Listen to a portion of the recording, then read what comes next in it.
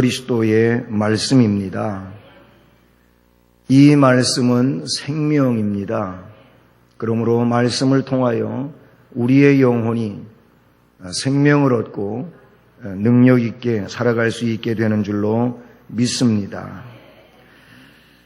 이 요한계시록 22장 16절, 17절은 성경 자체적으로 보면 거의 다 끝부분에 놓여 있는 말씀입니다. 그러므로 결론과도 같은 그런 메시지라고 볼 수 있는 것이지요.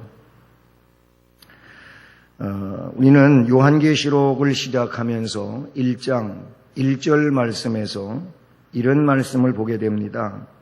반드시 속히 일어날 일들을 그 종들에게 보이시려고 그의 천사를 그 종 요한에게 보내어 알게 하신 것이라 라는 말씀이 기록됩니다. 반드시 속히 일어날 일, 그거를 알려줘야 되는데 알리기 위해서 종들에게 보이시기 위해서 그 천사를 요한에게 보내었다.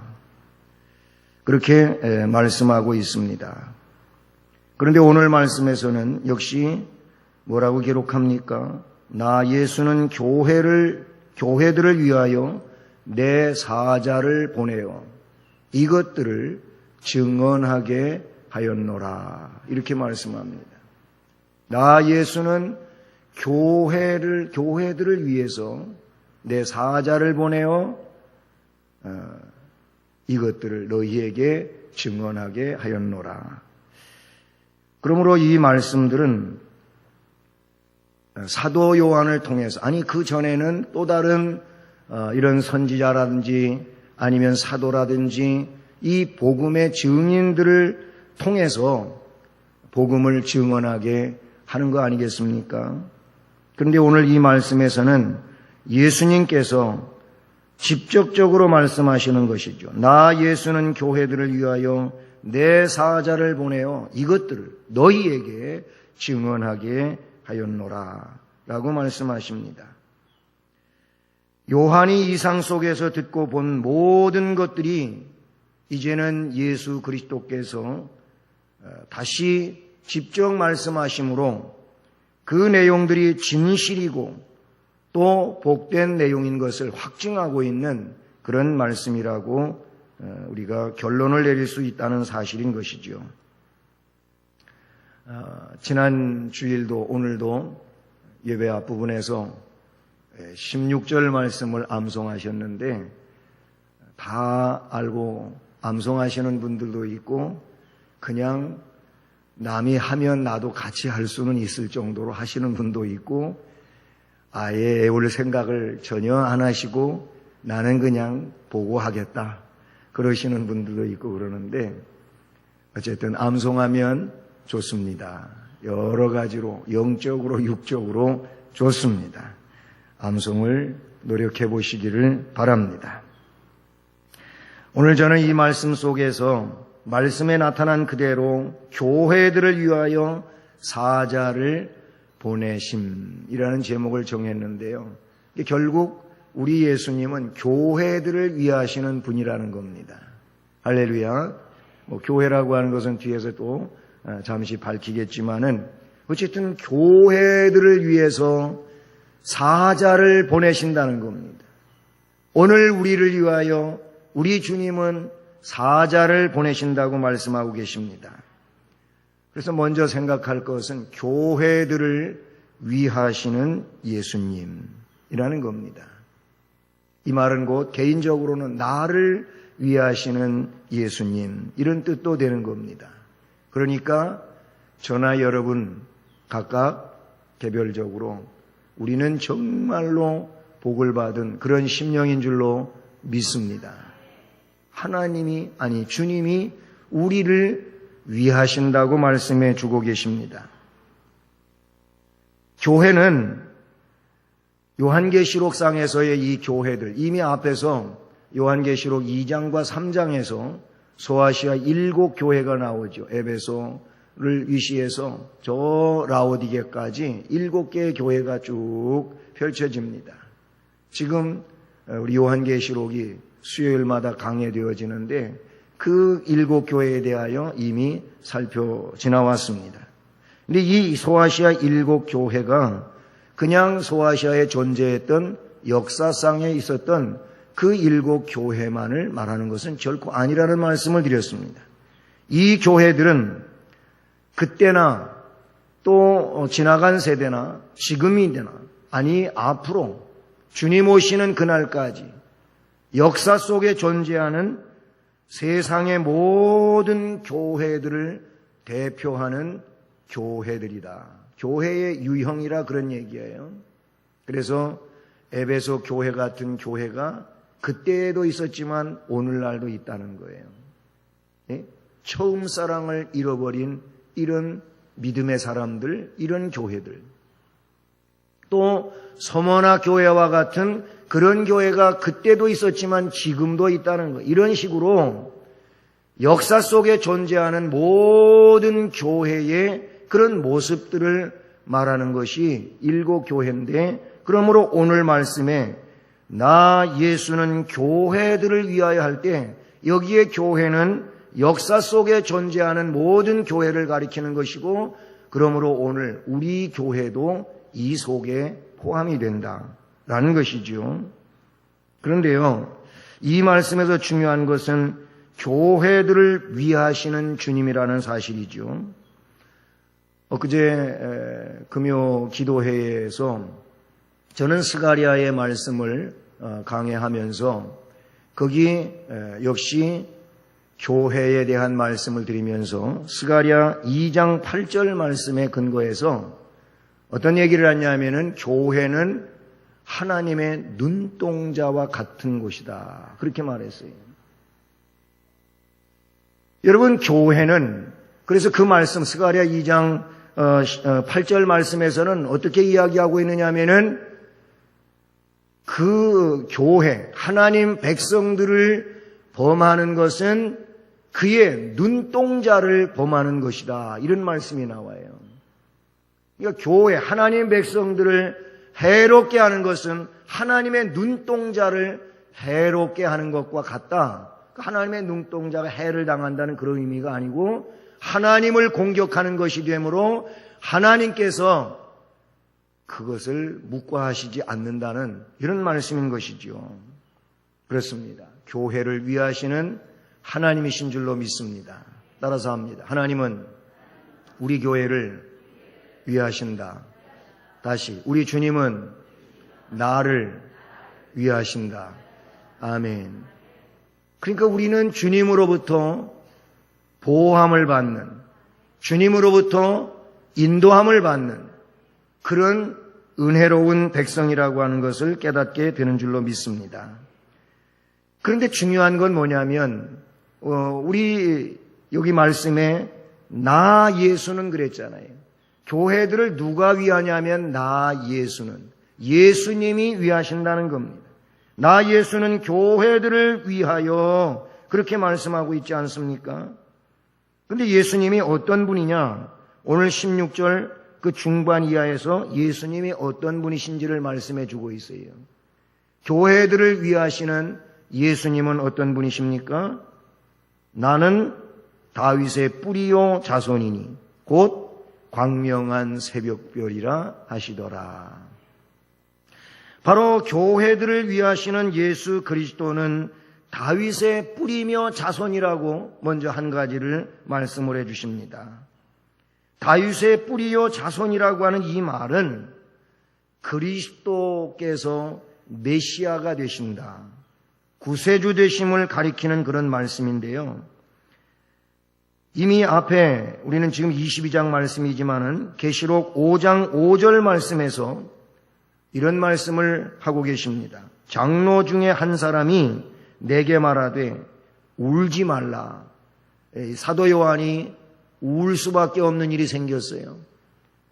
이 계시된 이 봉인, 계시가 봉인이 돼가지고 이거를 누구도 알 수가 없는 겁니다. 그러면 그걸 알아야 되는데 모르니까 슬펐던 겁니다. 그래서 요한은 울었어요. 그랬더니 울지 말라 이렇게 말씀을 하시면서 유대 지파의 사자 다윗의 뿌리가 이겼으니 그 두루마리와 그 7인을 떼시리라. 그런 말씀이 나와요. 누가? 유대 지파의 사자 다윗의 뿌리가 이겼다는 겁니다. 거기도 그런 말씀이 나와요. 거기는 유대 지파라고 하는 말이 더 나와 있죠.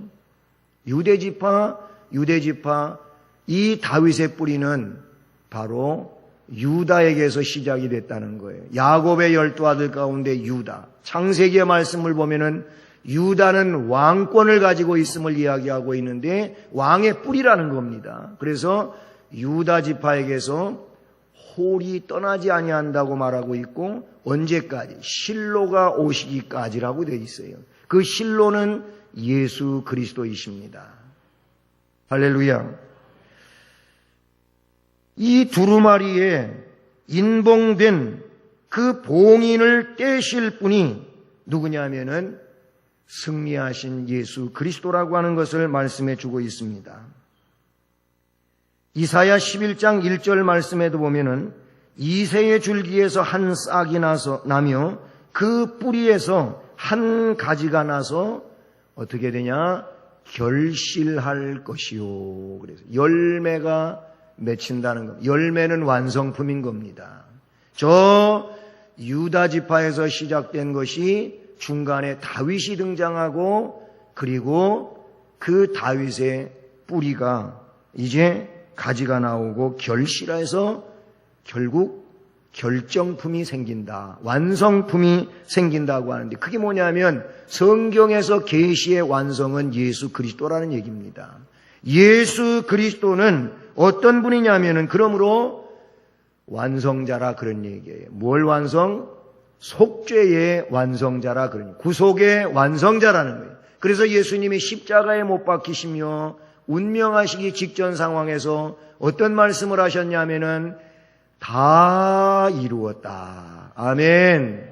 이 다 이루었다는 뭐냐면은 상업적 용어인데 테텔레스타이 그런 뜻이에요. 이게 뭐냐면은 값을 다 지불했다. 무슨 값? 죄값을 완벽하게 지불했다. 그런 뜻이란 말이에요. 그래서 예수 안에 있는 예수를 믿는 사람들은 하나님 앞에 죄인이 아니고 의인인 겁니다. 할렐루야. 할렐루야. 예수님이 어떤 분이냐면은 다윗의 뿌리이며 자손이다. 이렇게 말씀을 해주고 있는 거예요. 그래요. 이사야 11장 1절 말씀의 예언대로 다윗의 혈통에서 나시고 그 예언을 성취하신 약속의 후손, 그것을 주님 자신이 스스로 증거한다, 증언한다, 증명하고 있다는 겁니다. 예수 그리스도는 다윗의 뿌리이지만 그러나 그 열매가 되신 분이라는 겁니다. 여러분, 마태복음 1장 1절 말씀 어떻게 시작합니까? 아브라함과 다윗의 자손 예수 그리스도의 계보라. 그렇게 말합니다. 아브라함은 유다보다도 더 먼저 있는 믿음의 조상이지요. 하나님이 갈대아 우르에서 빼낸 사람. 우리도 세상에서 빼냄을 받은 사람. 할렐루야. 그리고 아브라함이 믿음의 조상이에요. 그리고 아브라함이 누굴 낳아요? 이삭을 낳고 이삭이 누굴 낳아요? 야곱을 낳아요. 에서도 낳았지만 신앙의 뿌리는 그렇게 갑니다. 아브라함, 이삭, 야곱을 우리는 3대 족장이라고 합니다. 그런데 이 유다가 이제 야곱이 12아들을 낳습니다. 12아들을 낳는데 네 번째 아들이 유다인 것입니다. 유다.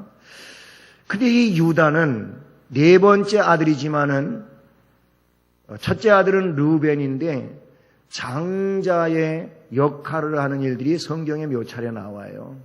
유다가. 그리고 또 요셉은 11번째 아들이지만은 물질의 문제에 있어서는 그를 또 능가하지를 못해요. 어쨌든 유다는 네 번째 아들인데 이 유다가 뭐예요? 오늘 말씀에 있는 것처럼 왕의 뿌리가 되는 왕의 뿌리. 왕의 뿌리가 된다는 말이죠. 자, 보세요. 야곱이 아버지의 사랑 속에 살다가 장자 축복 문제 때문에 결국은 집을 도망가야 돼요. 거기 있다가는 형 에서한테 죽게 생겨가지고 그래서 외삼촌 집으로 갑니다. 가서 20년의 세월을 보내면서 재산을 많이 가지고 돌아옵니다. 오는데 아직도 형 에서의 노여움이 풀리질 않아서 죽게 생긴 거예요. 그래서 하나님 앞에 자기가 가지고 있는 모든 것 다 떼를 지어서 앞에 떠나보내고 홀로 남아가지고 야복강에 그 강변에서 천사와 씨름을 하는 내용이 나와요. 그런데 그때 야곱이 누구로 바뀌어요? 이스라엘로 바뀝니다. 하나님과 겨루어 이겼다. 이스라엘. 이 이스라엘은 그때부터 민족적 칭호로 등장하게 되는 겁니다. 야곱 한 사람은 성경에 야곱이 이스라엘로라고 할 때에는 이스라엘 민족으로 거기에서부터 시작이 된다. 뿌리가 된다는 겁니다. 뿌리가. 근데 그 뿌리가 예수 그리스도에 와가지고 완성품이 되는데 그것은 육적인 이스라엘을 말하는 게 아니라는 거예요. 바울 사도도 그래서 로마서에서 뭘 이야기합니까? 영적 이스라엘이어야 된다는 거예요. 아브라함에게서 났다고 육적으로 그렇게 출생이 뿌리가 그렇다고 해서 이 사람들이 하나님의 백성이 아니고 영적 아브라함의 후손이어야 된다. 그렇게 말씀하고 있는데 예수 그리스도 안에 있는 자들을 말하는 줄로 믿습니다. 아브라함과 다윗의 자손 예수 그리스도의 세계라 그랬고 마태복음 9장 27절에는 두 맹인이 자기들 눈뜨게 해달라고 소리 지르면서 뭐라고 그랬냐면 다윗의 자손이여 우리를 불쌍히 여기소서. 거기도 보니까 다윗의 자손이요 이렇게 나와요. 마태복음 12장 23절에는 무리가 다 놀라서 이 사람 다윗의 자손 아니냐 이런 얘기를 하는 거예요. 깜짝 놀랐어요. 왜? 어떤 눈먼 사람, 말 못하는 사람을 그냥 그 자리에서 고치거든요. 그러니까 어떻게 이런 일이 있냐는 거예요. 그래서 이 사람이야말로 다윗의 자손이 아니냐 이런 얘기를 해요. 마태복음 이런 얘기들이 기록이 되어져 있어요. 그런가 하면 로마서 1장 3절에서 그의 아들에 관하여 말하면 육신으로는 다윗의 혈통에서 나셨고 이런 말로 이어져 갑니다. 결국 예수 그리스도는 다윗에게서 나온 존재다라는 것을 말씀하고 있죠. 그러나 다윗은 시편에서 보면 동시에 뭐라고 그래요? 주께서 내 주께. 다윗은 시대로 보면 한참 위에 언제? 1000년 전의 인물이요. 예수님 오시기 전에 1000년 전의 인물인데도 불구하고 그 1000년 후에 태어날 예수를 주님이라고 해서 주님이라. 이건 성령 안에서 주님은 자기의 가문에서 태어나지만 하나님이시라고 하는 것을 말씀해 주고 있다는 사실인 것이죠. 이처럼 예수님은 다윗의 뿌리이며 자손입니다. 그러나 그는 구속의 완성자이십니다. 또한 예수 그리스도는 누구시라고요? 광명한 새벽별이라고 말씀하고 있습니다. 광명한 새벽별이 무엇입니까? 이것은 그리스도의 영광스러운 신분, 존재, 가장 큰 영향력을 보여주는 그런 분이라는, 그러니까 절대자라고 하는 그런 말이에요. 광명한 새벽별, 이분은 주권자예요. 절대자입니다. 계시록 2장 28절에서 내가 또 그에게 새벽별을 주리라 이런 말씀이 기록이 되어져 있어요.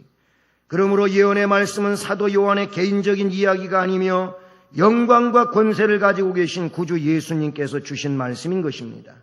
새벽별은 많은 별들 중에서 가장 빛나는 별이 새벽별인 것입니다. 여러분, 새벽에 별 보기 힘들지요? 왜? 새벽에 못 일어나니까. 새벽에 있는 별을 보면 제일 밝은 별, 전 새벽기도 내려오면서 저쪽 서쪽에 져가는 별을 봅니다. 진짜 밝은 별이에요. 다른 건 안 보여도 그것만은 보여요. 그만큼 새벽별은 밝은 별입니다. 예? 내일 새벽에 또 이제 보시는 분 많을지 모르겠네. 새벽기도 나오셔야 봅니다. 자, 그런데 이 새벽별은 말씀 그대로 많은 별들 중에 제일로 빛을 발하는 이런 변이라고 하는 사실인 것이죠. 그래서 그 내용은 뭘 의미하는 거냐면은 빛이 그만큼 밝다고 하는 것은 어둠이 없다는 얘기가 되는 거예요. 빛이 있는 곳에는 어둠이 없습니다. 할렐루야. 그 말을 이야기하고 있는 것이죠. 그렇습니다. 동시에 이 새벽별은 밝은 날의 시작을 알리는 대단히 중요한 역할을 감당하는 것입니다. 여러분, 별이 빛나는 것은 별이 빛이 있어서 빛나는 게 결코 아님을 아시지요. 별이 빛나는 건 왜 별이 빛나는 겁니까? 해가 있어서 빛나는 거예요. 해가 있어서. 별 자체가 빛을 내는 게 아니잖아요. 달 자체가 빛을 내는 게 아니잖아요. 해 때문에 빛을 내는 거잖아요. 다 아는 얘기잖아요. 근데 새벽별이 그만큼 빛난다고 하는 것은 햇빛을 그만큼 많이 받고 있다는 거예요. 그러니까 해가 어떻게 금방 떠오른다 그 얘기요. 해가 금방 떠오른다 그 얘기예요. 우리 주님은 어둠을 밝히는 빛이신 줄로 믿습니다. 그래서 예수 그리스도에 관하여 민수기 24장 17절에서는 이렇게 말해요. 한 별이 야곱에게서 나온다 그랬어요. 야곱이 누구라고요? 유다의 아버지라는 말.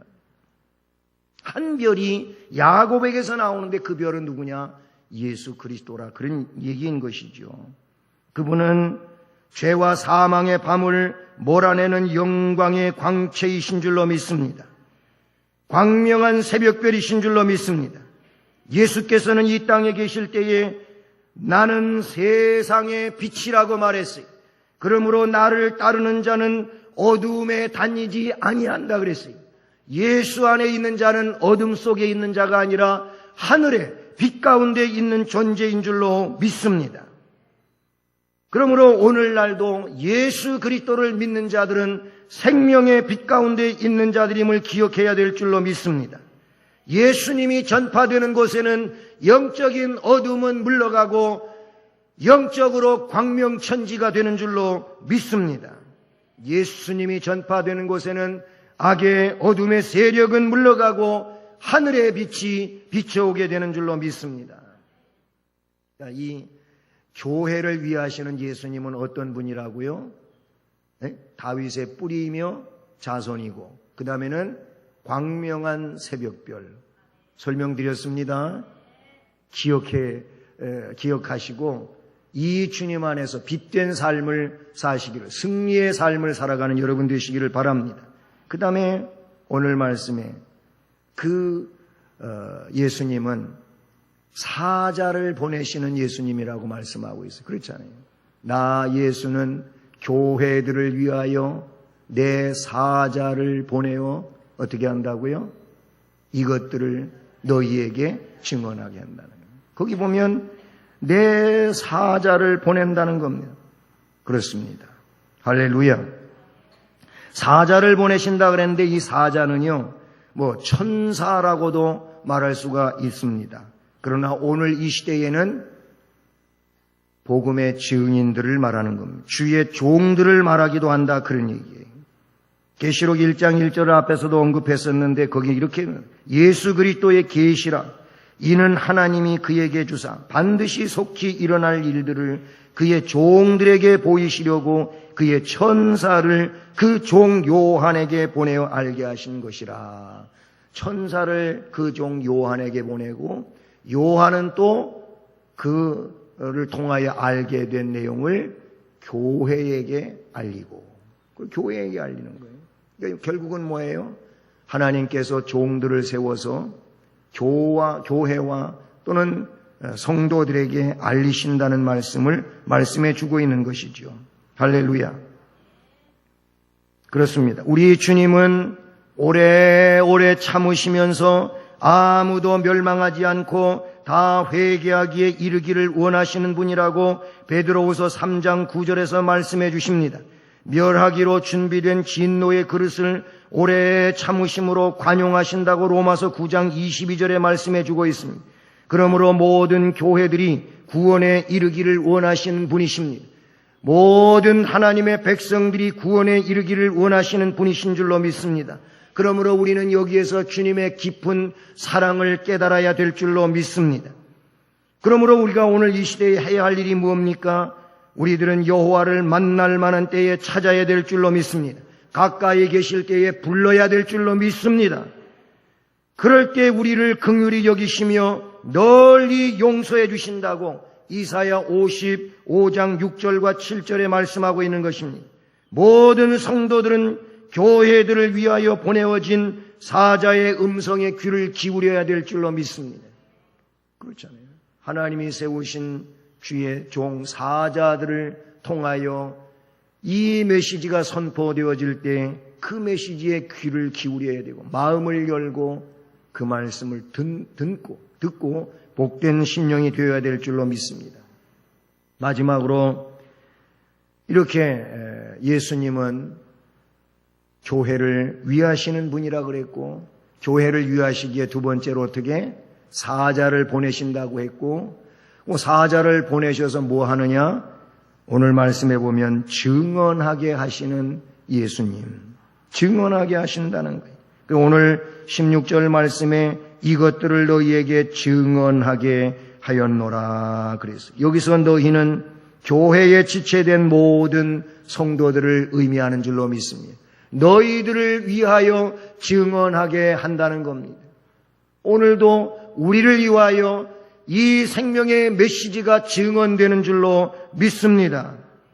결국 뭐예요? 사자를 보내시는 이유는 이 예언의 메시지를 증언하라고 보내시는 줄로 믿습니다. 우리는 이 말씀 속에서 말세를 당한 백성들을 위하여 사자를 보내실 뿐만 아니고 저들의 입을 열어서 이제 내가 진실로 속히 오리라고 하는 이 증언의 메시지를 또한 자기의 주변에 증언하게 하신다는 것을 잊지 말아야 할 것입니다. 그렇습니다. 우리 예수님은 귀 있는 자는 성령이 교회들에게 하시는 말씀을 들을지어다 라고 하셨고, 이기는 그에게는 내가 하나님의 낙원에 있는 생명나무의 열매를 주어서 먹게 하리라고 2장 7절에서 말씀해 주셨고, 증언을 듣고 이기는 자는 둘째 사망의 해를 받지 않을 것이라고 2장 11절에서 말씀해 주셨으며, 감추었던 만나를 주고 또 흰돌을 줄 터인데 그 돌 위에 새 이름을 기록한 것이 있나니 받는 자밖에는 그 이름을 알 사람이 없느니라고 계시록 2장 17절에서 말씀하고 있습니다. 하나님의 사자로 부름을 받은 우리는 들을 귀를 가지고 증거자의 소리를 들어야 될 줄로 믿습니다. 우리가 할 일은 뭐냐면 듣는 귀를 가져야 되는 겁니다. 소리가 들려오시나요? 메시지가 여러분의 귀에 들려오시나요? 들려오신다면 우리는 이것을 어떻게 해요? 삶으로 옮겨가야 될 줄로 믿습니다. 그게 뭐냐면 이기는 거예요. 이기는 거. 말씀에 근거하여 이기는 자에게 생명나무에 참여하는 것도 되고, 그 다음에 이름이 흰 돌에다가 기록되어진다고까지 말씀을 해주고 있지 않습니까? 그런 자들은 둘째 사망의 해, 영원한 형벌에 나아가지 않는다고도 말씀을 해주고 있습니다. 그렇습니다. 말세에 나타나는 수없이 많은 외침 속에서도 주님의 음성을 분별해 들음으로써 그분의 신실한 약속대로 속히 오실 주님을 부끄러움 없는 모습으로 만나기를 준비해야 될 줄로 믿습니다. 증언의 목적은 다른 게 아니에요. 생명수에 초청하기 위함인 줄로 믿습니다. 오늘 17절을 보면 성령과 신부가 말씀하시기를 오라 그랬어요. 듣는 자도 오라. 또 목마른 자도 오라. 원하는 자도 값없이 생명수를 받으라. 와야 받지. 다 오라고 말씀하고 있습니다. 그렇습니다. 우리는 오라고 초대하고 있는 이 말씀에 순종하는 백성이어야 할 줄로 믿습니다. 듣는 자도 오라, 목마른 자도 오라, 원하는 자는 오라는 겁니다. 그 초청에 응하여 이 자리에 오신 분들은 복된 심령들인 줄로 믿습니다. 여기 말씀에 성령과 신부가 말씀하시기를 그랬는데, 신부는 그리스도의 신부인 교회를 말한다, 그런 얘기예요. 교회는 우리들입니다. 우리는 다 주님 앞에 언제든지 자원하여 즐거움으로 나아가는 자들이 되어야 할 줄로 믿습니다. 성령과 교회는 증언단체임을 기억하시기를 바랍니다. 그래서 성령과 신부가 말씀하시기를 오라 하시는도다라고 증언하며 초대하고 있고, 설교와 전도를 통하여 또한 이 메시지를 듣는 자들은 또 다른 이들에게 오라 그렇게 해야 된다는 것입니다. 그렇습니다. 듣는 자 오라, 목마른 자 오라, 원하는 자 오라, 오라고 우리도 외쳐야 될 줄로 믿습니다. 그렇습니다. 듣는 자, 목마른 자, 원하는 자 모두 오라고 그랬는데, 이것은 모든 사람을 가리키는 것이고, 우리는 모든 사람들에게 와서 값없이 사라는 겁니다. 값없이 생명수를 받으라고 말을 해야 될 줄로 믿습니다. 이것은 값없이 오직 믿으라는 겁니다. 믿기만 하면 된다는 겁니다. 구세주를 믿기만 하라는 것입니다. 예수 그리스도는 생명이신 줄로 믿습니다. 그분은 부활이며 구원이신 줄로 믿습니다. 그래서 요한복음 1장 4절에 그 안에 생명이 있으니 이 생명은 사람들의 빛이라 그랬어요. 그분 안에만 생명이 있고 진정한 빛이 있는 줄로 믿습니다. 그런가 하면 요한복음 4장 10절로 11절에 예수님 말씀하셨습니다. 내가 만일 하나님의 선물과 또 내게 물 좀 달라고 하는 이가 누구인 줄 알았더라면 내가 그에게 구원을 구하였을 것이고 그가 생수를 내게 주었으리라. 아, 이런 물도 있나요? 나 그 물 먹고 싶은데요. 이 여인이 그렇게 말했어요. 그랬더니 예수님이 말합니다. 이 물을 먹는 자마다 다시 목마르겠지만은 내가 주는 물은 영원히 목마르지 않는다고 말씀하셨습니다. 예수님께서는 말씀하십니다. 나는 생명의 떡이니 내게 오는 자는 결코 줄이지 아니할 터이요 나를 믿는 자는 영원히 목마르지 아니하리라. 요한복음 6장 35절에 기록된 말씀, 요한복음 7장 37절로 38절에 보니까 예수님이 명절 끝날에 이렇게 말씀하셨습니다. 누구든지 목마르거든 내게로 와서 마시라. 나를 믿는 자는 성경에 이르는 것처럼 그 배에서 생수의 강이 흘러나오리라. 아멘. 주님 안에 오는 자들은 그와 같이 생수의 강이 흘러넘치게 될 줄로 믿습니다. 너희 목마른 자들아 물로 나오라. 돈 없는 자도 오라. 너희는 와서 사 먹되 돈 없이 값없이 와서 포도주와 젖을 사라고 이사야 55장 1절에서 하신 말씀을 오늘 요한계시록 22장 17절에서 주님이 완성품으로 말씀해 주시는 줄로 믿습니다. 사랑하는 성도 여러분, 교회들을 위하여 사자를 보내어 복음을 증언하게 하시는 다윗의 뿌리이며 자손이고 광명한 새벽별이신 그 사랑의 예수님을 온전히 믿고 생명나무와 거룩한 성에 참여하는 은혜롭고 복된 백성 되기를 주님의 이름으로 축복합니다.